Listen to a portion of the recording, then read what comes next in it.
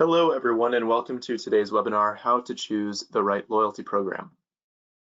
My name is Ryan DeLello. I'm a restaurant and retail analyst for Paytronix, and I will be your host today. Taking a look at today's agenda, I'll begin by talking broadly about loyalty programs, and here I'll supply you with a few guiding criteria for choosing your loyalty program. And this discussion should nicely frame the rest of the presentation as we look at program structure and the different types of programs that you can choose from. Sort of navigating through the program types by core, layers, and promotions, I'll walk you through your options for structuring each type. And as the presentation draws to a close, I'll give you some loyalty program design tips and highlight some key takeaways from today's presentation. So let's get started. Loyalty programs deliver outstanding financial returns by motivating guests to visit more often and spend more with each visit. The best of them take advantage of data about customer behavior to build strong relationships between the brand and the consumer. However, one loyalty program style does not necessarily work for all restaurant brands and service types. Given the vast array of program options, several factors should be considered when selecting the program that's right for your concept. First is considering how the loyalty program should best engage and compel guests. Then think of what type of loyalty program aligns best with your concept type and brand. Also, what program can your staff effectively execute? And which program will help you achieve financial goals? So before we dive into the bullet points below under evaluation criteria, I want you to take a simple first step, and that is consider your own personal observations about loyalty programs. Of your favorite loyalty programs, think of things that you would emulate and things that you would change. Think about why you joined the loyalty program that you did and what incentives encourage you to continue to be an active member. And then examine the aspects of loyalty programs that have discouraged your participation.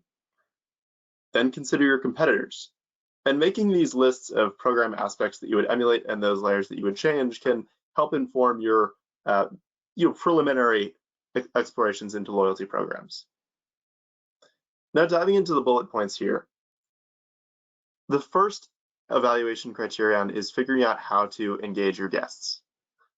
The success of any loyalty program is going to depend on the ability to engage your guests on a regular basis. And the goal here is to create a program that will capture your guests' attention and motivate incremental spending over a long period of time. Here you want to find out what motivates your guests and then deploy a brief survey to reveal valuable insights into what drives guests into your restaurants, for example. So by asking guests just a few questions during an in-person interview or through an online survey, you can uncover what they like about their experience, be that specific menu items, services, etc. And when creating your program, focusing specifically on what you've learned from these surveys can help you target your segment's preferences better. Then leveraging this insight, you will create a program that will cultivate their continued loyalty. Then you want to create flexibility that allows you to run promos to fit your brand. Loyalty programs deliver the marketer a unique opportunity to engage guests with targeted promotions that further boost visits and spending. The core loyalty program you select must enable promotions that accentuate what your brand is. Examine the elements of your brand that make your concept unique, and then envision how various promotions can build guest loyalty. So consider your menu, for example. If a signature item anchors your menu, your promotions might A, strive to build appeal of that item across a wide range of consumers, and or B, encourage complementary product purchases. In contrast, a diverse, dynamic menu may focus promotions on encouraging guests to try various products and to visit for lunch as well as dinner.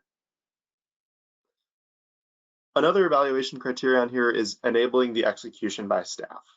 So operational requirements are going to dictate your selection of core and layered loyalty programs.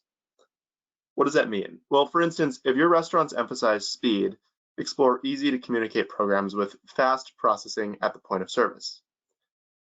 Conversely, if you pamper your guests, consider more configurable, personalized programs.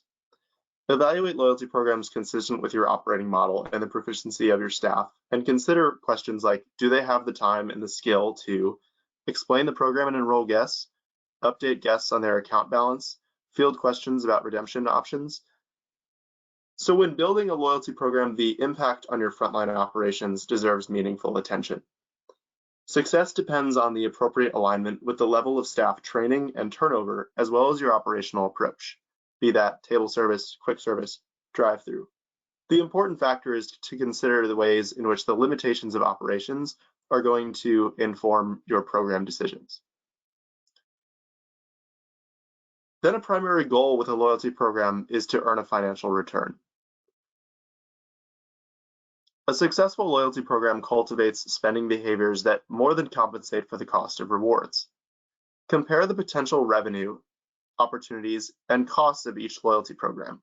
Consider how the promotion-fueled incremental sales gains and companion purchases will balance the anticipated costs of discounts, fulfillment, and incremental labor. Also, be aware of potential accounting liabilities or legislation that could limit or complicate your rewards program. For example, one of our clients had to be creative when designing its program to account for inconsistencies in state laws pertaining to discounting alcohol purchases. Lastly, you're going to want to capture key guest info for segmentation. The availability of guest information after launching a loyalty program is just one of the primary benefits provided to the restaurant management team. The data collected helps marketers understand guest preferences and uncover their motivations.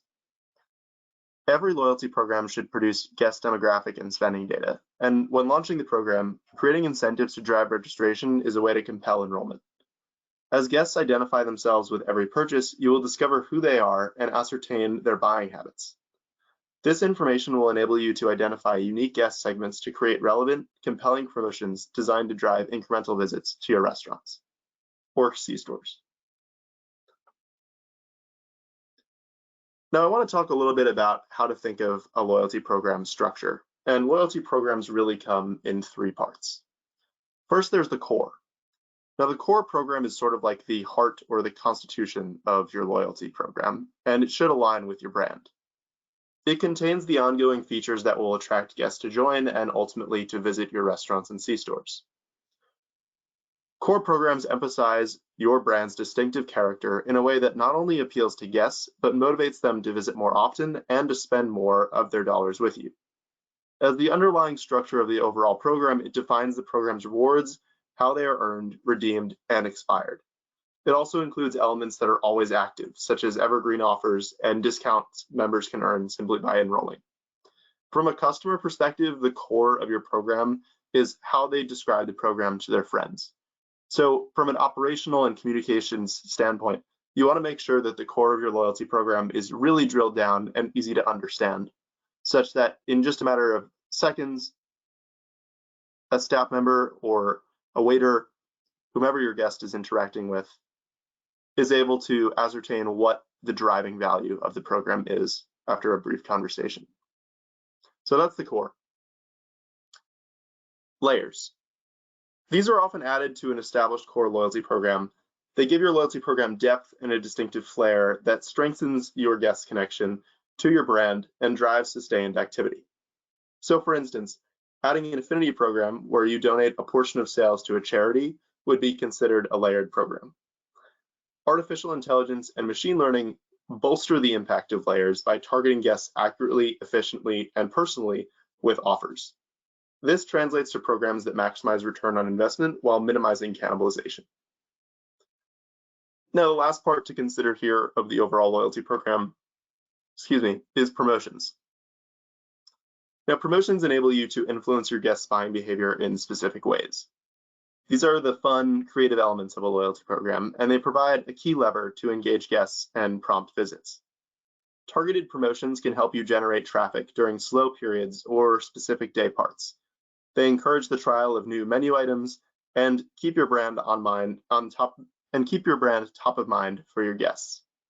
As with layers, how promotions are distributed to guests should be driven by their behavior as read by a well-trained and automated AI.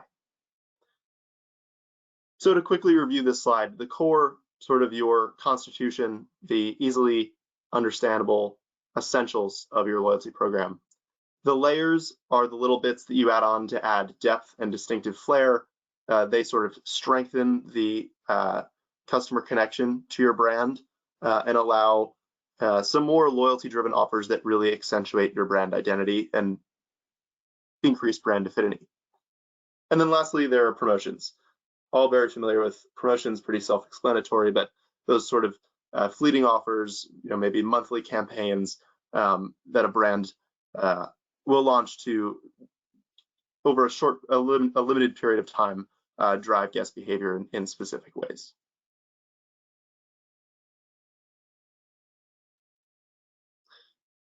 Now for this next section of the presentation, I'm going to walk us through a few different core models. And the first that we're going to explore is the automatic conversion program. Very popular program in which guests earn points for every dollar they spend. And then when the defined point threshold is met, those points are converted into a reward. Then after earning the reward, the point values are reset to 0 and guests begin to earn points towards their next reward. Common automatic conversion programs include product rewards, so points to products, or reward dollars, what we call points to dollars. For example, after guests accumulate 100 points, they automatically receive a reward on their next visit. A product reward program might entitle guests to a free dessert or a free coffee, while a reward dollars program might provide $5 off their next purchase. Either way, the simplicity of an automatic rewards program attracts guest participation. Plus, the automatic reward format ensures easy, low-cost administration. Restaurants with a menu item that holds universal appeal may favor a product rewards program, whereas maybe C-stores with a fuel discount may favor a points to dollars program. Either way, the reward is enticing and the cost is predictable for the brand. So choosing to issue either product or dollar rewards lets you tailor an automatic rewards program to the personality of your brand concept. Another popular model here is the bankable points program. Bankable points programs allow guests to accumulate points and redeem them for rewards of their choosing. With every dollar spent, guests earn points that are tracked and stored in their personal account. And as the point balance grows, guests can redeem their points for a reward they value, similar to airline miles programs. Bankable points programs work best when the reward selection includes a mix of menu items and aspirational rewards. An example of the latter might be a cooking lesson with the executive chef, or say tickets to a concert. By pricing rewards at different levels, you will broaden the appeal of the program. Rewards attained in just a few visits will attract your less frequent guests, while the higher level rewards will motivate loyalty among guests who will patronize your brand for months and years, willing to work a little harder to earn those points for more aspirational rewards. Bankable points programs engage a broad range of guests and promote loyalty in both the short and long term. However, reward fulfillment can be expensive, especially for those aspirational rewards. So one takeaway here is to consider is that bankable points programs are somewhat complex and lead to a higher volume of guest questions.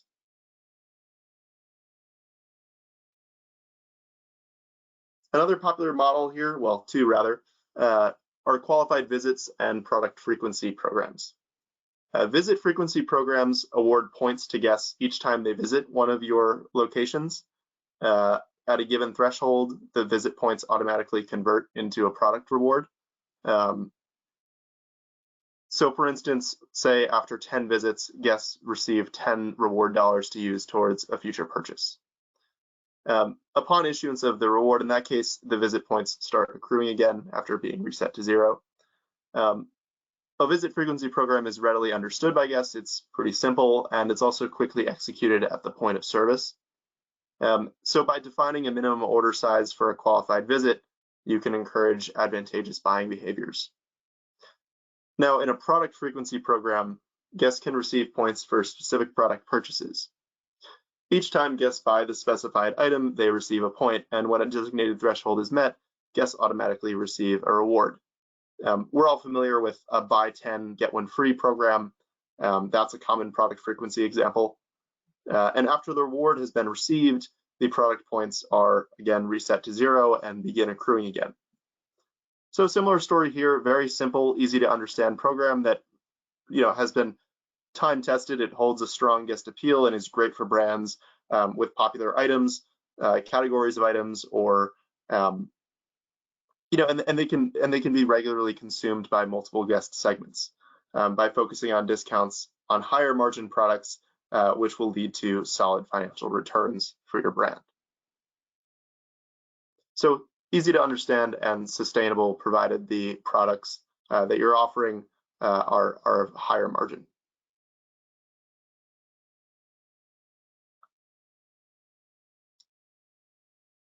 Another model here is surprise and delight. These programs offer a unique way to reward loyalty guests by providing guest rewards at random. Of course, note that at random is in quotes because this model program is actually highly coordinated to give the guest a sort of impression of spontaneity and surprise, but really it's dependent on a deep well of data that is able to gauge what customers really want and can recommend a good time to reach out to them with a special offer. Now, of course, implied here is a great amount of segmentation.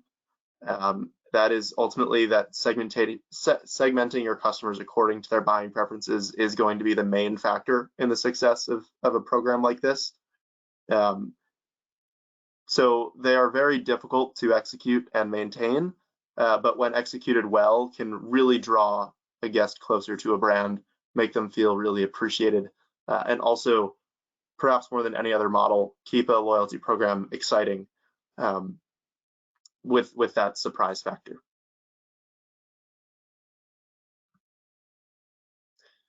Now from core loyalty, I want to switch over to talking about some layered loyalty program models. So these are layers that you can add to your core loyalty program. And the first example here is affinity. Now, affinity programs, generally we use this term to capture any restaurant or C-store that decides to donate a percentage of their revenue to a selected charity. And this is a great layer to add to a program. You can make your guests feel good about making purchases at your locations while also aligning your overall brand with an altruistic purpose.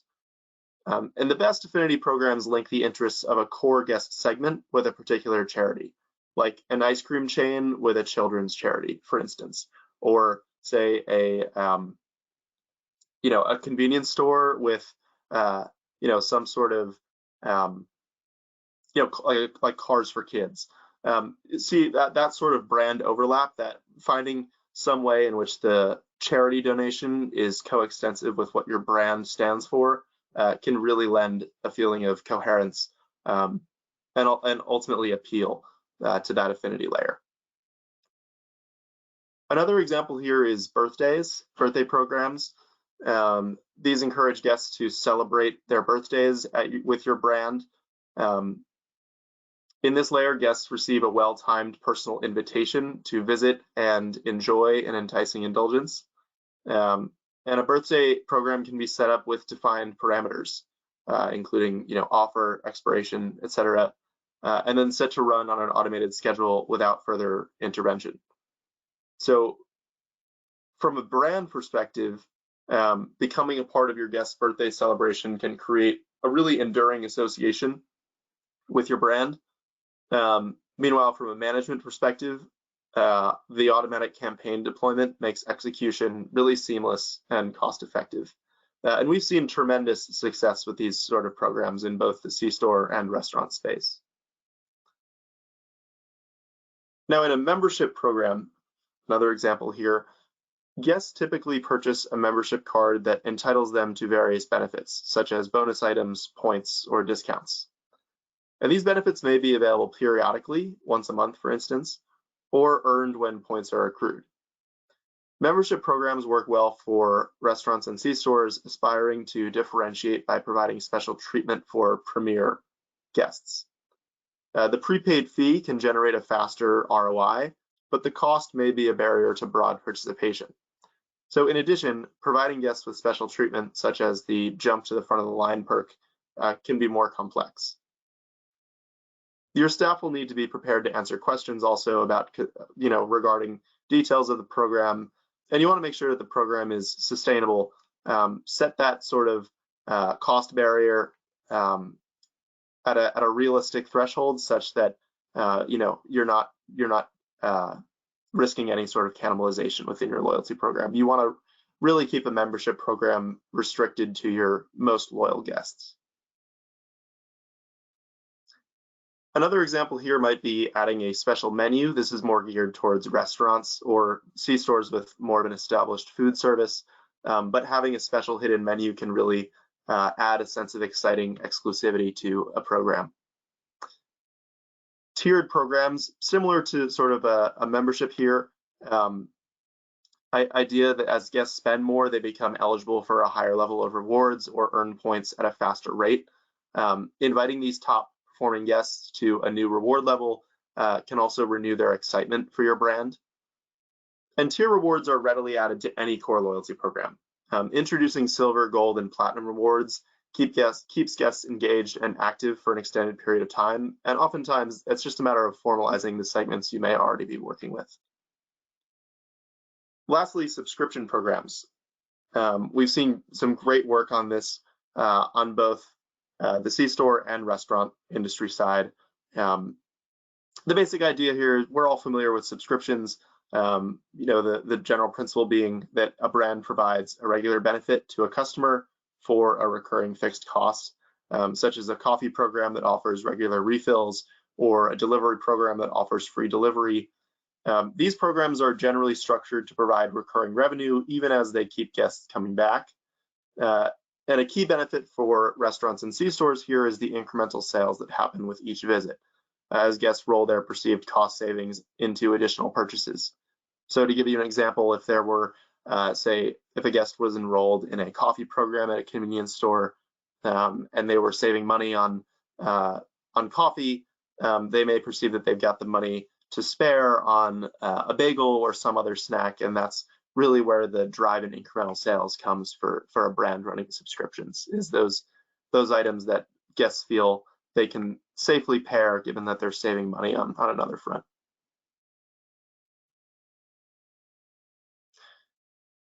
Now, having talked through a few of the loyalty program models, I want to give just 3 more tips that our strategy and analytics team shares with our customers, with our clients, I should say, as they're going through and designing their loyalty program or revamping a pre-existing loyalty program.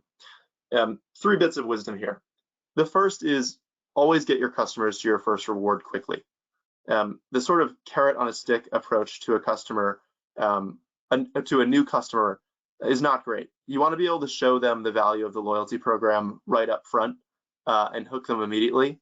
So a reward that's made available to them right off the bat, very little lift needed on the customer's part, is a great way of showing appreciation for the fact that they joined your loyalty program, that they're showing affection for your brand. And from there, you can sort of build up, the sort of threshold, the amount of work or engagement needed from a customer. But in those first few days in which a customer is very brand new to your loyalty program, you want to show them that value right up front. Similarly here, the general philosophy of a loyalty program is that you want to reward good behavior. At the end of the day, loyalty programs are ultimately a way to bring your guests closer to your brand. They're a way to get to know guests more and also to influence their behavior over time in a symbiotic way, such that guests are receiving good value out of the program and that your brand is receiving increased visits and increased spend. And the general mechanism there is to incentivize guests to continue behaviors that prove profitable. And then lastly, you want to design the program for your silver customers.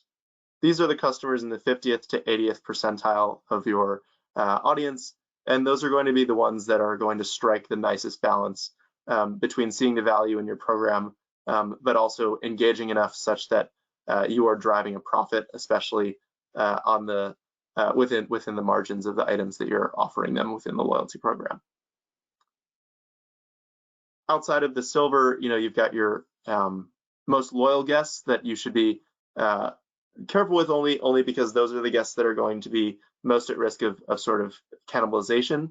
And then you've got the guests that are brand new to the program who may be getting some special treatment. They may get that reward made available to them right up front that isn't all that universally applicable. That sort of practice is not very extendable to the rest of your guest population. And now the last thing that I wanted to look at here is just a helpful takeaway for thinking through the sort of loyalty program dynamic. We like to use the acronym EAT. It's easy to remember for obvious reasons. So the first step here is enrollment.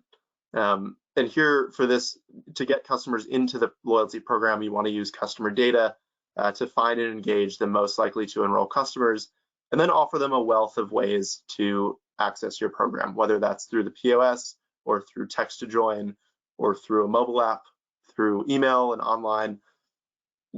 Ideally, your data is going to be able to tell you which of those channels is most available to you, most used, most popular, and you can push enrollment methods through those channels to the guests you've identified as most likely to enroll.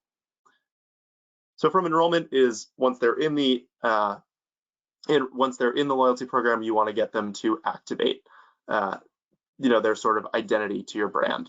So that's when you simplify how that's going to take simplifying how members ID themselves and tracking all the transactions so that you can really build up a personalized program based on the activity and desired products of individual customers. So it's about building up that data profile of a customer and being able to act on that. And that action culminates in the final step, which is triggering. That is the actual sending off. That's the dynamic, that's the loyalty program in action. And so the triggering stage consists of easy to use tools that help you really create one-to-one messages that stimulate repeat business on an individual basis. Tons of ways to do this as we've looked through all these different loyalty program models. But the general takeaway is that you want to build urgency to add on purchases with instant wins, visit challenges, limited time offers, different exciting offers to guests that are predicated on their data profiles, that you know that offer that you're sending them is going to be received and is going to be appealing. Now, as we conclude today's presentation, I just want to take a moment to review. The first thing is that loyalty programs are not a one-size-fits-all. None of the models that I showed you are necessarily better than one another. It's all about who your brand is, what aspects of it you want to accentuate in a loyalty program, and after doing some adequate polling and getting to know your customer base, it's about figuring out, aligning who your brand is with what your guests want and what they see the value of your brand being. Much of getting to know your customers is going to rely on leveraging data that you are collecting through the different touch points, all the engagements that they have with your brand, and letting that information really inform your loyalty program and your overall guest experience. Another tip here is to calibrate your loyalty program to your operational capacities. One saying that I hear from our strategy and analytics team all the time is that a program is only as good as its operations. So a good program run poorly is not as good as a mediocre program run well. So make sure that as you're designing your loyalty program, you're keeping in mind what it's going to take for staff to execute it successfully and align all of those needs such that a loyalty program actually performs as it's designed to. And then lastly, I'm sure that many of you are attending this presentation with a loyalty program already in place. There are plenty of resources on our website to identify when it's time to revamp your loyalty program. This is a sort of crucial thing to understand loyalty programs as an ongoing cycle. They are ultimately a tool to grow your brand and grow your customer base, and that means that your brand and your customer base are going to change. And so it's about knowing when to sort of reconcile your loyalty program with changes in your customer base and keep it evolving as your brand does.